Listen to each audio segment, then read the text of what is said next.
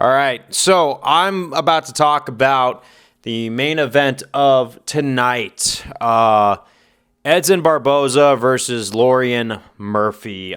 This main event is interesting because Lerone Murphy is an undefeated fighter, definitely getting some momentum, and it's easy to say that Edson Barboza is going to be his greatest test so far. And it's a fair test. I do think he's got a good shot of going against it because Edson's been that test for a very long time.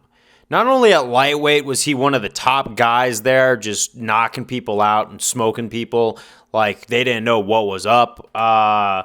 He kept kind of a win some, lose some status in the featherweight division as well when he moved down, and especially at lightweight. Even though he never really reached UFC gold, he was always that top contender, followed by kind of like a dwindling down of his career slowly. So this fight's going to go either way, and it's just going to depend on how much Edson Barboza really has in the tank. He has been around for super long. We remember he's been like top dog since the days where the fighters' names were in the corner instead of across the center of the screen.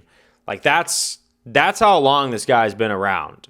I remember watching him knock out Hurricane Shane Burgos and when UFC came to Texas, I believe it was, that delayed knockout. And I thought Hurricane Shane was going to be one of those next big guys who was coming after all these lower contenders. Now, he did lose to guys like Bryce Mitchell, who kind of showed him something.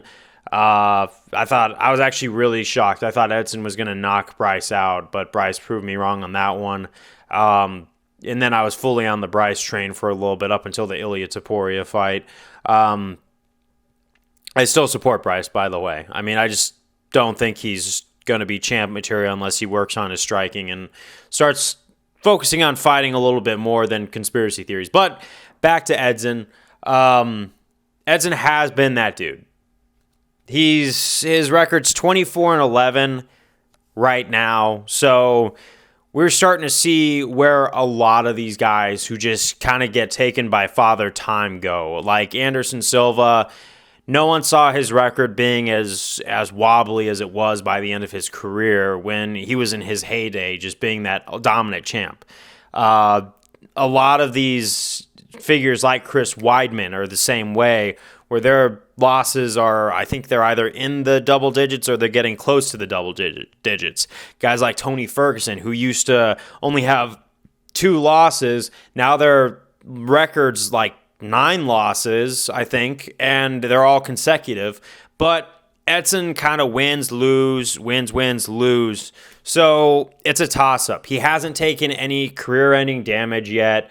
He's still very beatable. But whether this fight goes either way, I just want to say from the bottom of my heart, thank you, Edson Barboza, for being such an OG in the game and being at your core a UFC fighter. Like, you have truly walked the fine line between being a company man and making your own smart decisions. So I'm just looking forward to this main event. I just want to see who ends out on one end. But yes, let's go.